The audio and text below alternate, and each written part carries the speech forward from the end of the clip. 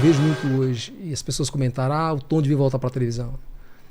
Se o humor do Tom naquela época, que pautou e pauta muitas coisas hoje, inclusive no YouTube, no digital, voltasse hoje à televisão, não seria um conteúdo envelhecido, nem seria um conteúdo que teria problema com essa chamada cultura do politicamente correto.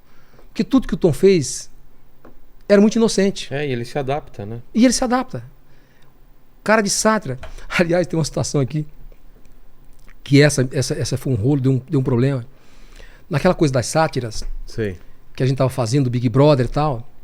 Aí eu falei cara, você tem a mãe de a gente fazer o Silvio Santos? Eu falei assim, cara, tem umas coisas do Silvio que eu não peguei bem ainda. Mas eu posso pegar. Eu falei, o que você não pegou bem direito? Ele falou assim, aquele negócio que faz... Né? Se eu não peguei bem dele ainda, tem algumas coisas e tal. Eu falei assim, olha só. Não faz o Silvio caricato, como o Pardini faz, como algumas pessoas fazem. O Silvio mais, sabe, oi. E aí eu lembrei dessa minha conversa que eu tive com o Silvio no programa Livre. Sei. Falei assim, faz o Silvio uma mistura de meio empresário, meio conversando com a gente no bastidor e um pouco dele na televisão. E eu comecei a passar para ele como era o Silvio. Assim, ele fala mais assim, mais assado e tal. E aí ele falou, pô, eu vou pegar. Ele falou assim, eu peguei. Eu falei, cara... Aí o Tom falou assim pra mim, vamos fazer a sátira do... Eu acho que era o... vamos fazer a sátira do Gente que Brilha. Que era um quadro, era uma espécie de calouros que iam lá. E os calouros, enfim, tinha uma performance e o Silvio falava assim, quanto vai? É quase um show de calouros, só que moderno. Cara, nós copiamos o cenário. Copiamos o sentido da sátira, né? Claro, fazer igual. Colocamos o tom, tal, tudo direito e tal. E aí, enfim, eu recebo um telefonema. E aí eu quero trazer aqui toda aquela história de gratidão de ter começado com o Silvio e tal. Eu recebo um telefonema dizendo que aquilo não tinha sido bem recebido. Lá no SBT? Lá no SBT. Putz. Porque a sátira estava muito escrachada e tal. E aí, eu já tinha estado na casa do Silvio há muitos anos atrás, a convite dele, de uma oportunidade de trabalho que acabou não se concretizando. Porque depois dessa história com o Silvio, depois, cara, eu passo a ter contato com o próprio Silvio. Fui na casa dele, me encontrei com ele várias vezes, conversei com ele. Eu já dei carona pro Silvio no meu carro. O quê? Já peguei carona no carro do Silvio. Ele cara, dirigindo ou não? Ele dirigindo. Olha só. Cara, o Silvio, você não tem ideia. Eu oro a Deus para que o Silvio viva mais do que a gente pode esperar dele. E viva com saúde. Viva, sabe, com condição de continuar encantando nós que somos amantes da televisão. Ele é um cara genial. Eu nunca esqueço da conversa que eu tive com ele nesses 2 momentos que a gente teve carona. Eu queria ter gravado, é que ele não deixou gravar. Porque eu queria guardar aquilo para mim. Para todas as vezes que eu pensasse sobre televisão, ou se eu repensasse a minha vida profissional, eu assistia de novo aquelas imagens das coisas que o Silvio me disse e que ele me ensinou. É mesmo? Para que aquilo ficasse sempre vivo na minha memória. É uma figura genial. Sabe, é um ser iluminado que não vai nascer outro na Terra. Não adianta, não vai nascer outro na Terra.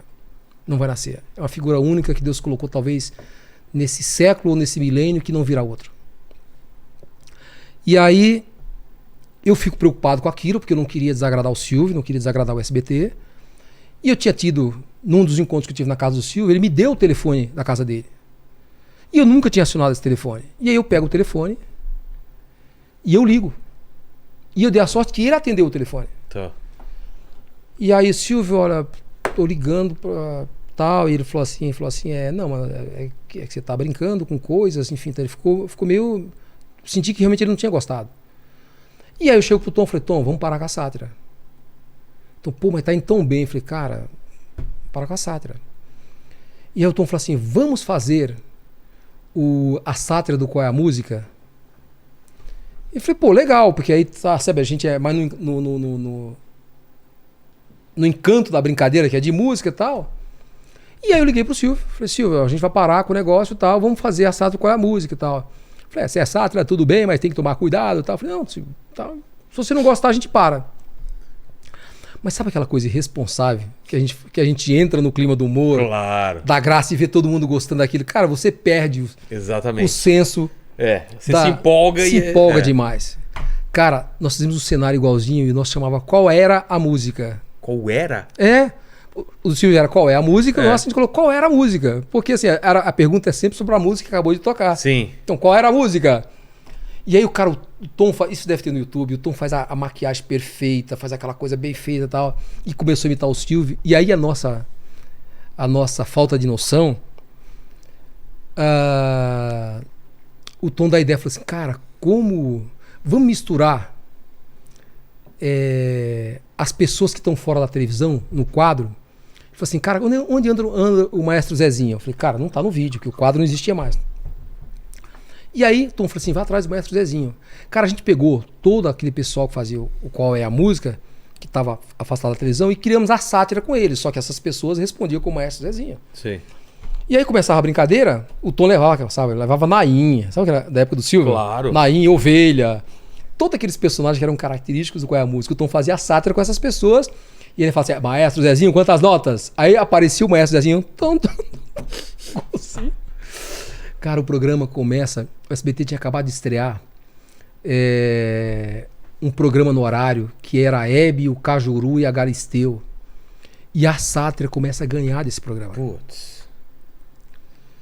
E aí o Silvio, eu tô um dia lá, toca meu telefone pessoal. Eu vi que era um telefone residencial, mas eu não tinha esse telefone binado.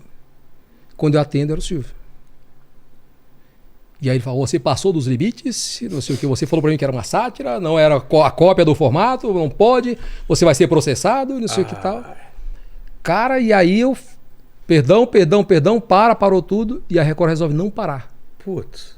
E aí? Porque tava dando resultado. E aí eu dou satisfação, que por mim pararia e tal, e aí, na época, o Tom recebe a notificação que é proibido de imitar o Silvio. E pode isso, né? Ou não?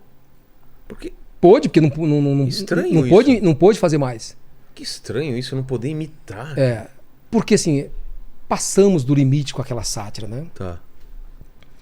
E aí, a Record, aquilo dando certo, a Record falou, não, vou pra briga. E aí ficou, acho que mais, sei lá, 1 ou 2 semanas, aquela história, eu liguei pra ele me desculpando, me redimindo, que era humor, que era uma sátira, mas enfim, ele falou, não pode imitar mais. E aí quem aproveita a onda é o Ceará e o Veso, que vão lá e faz ele assinar um papel pra ser o único a imitar.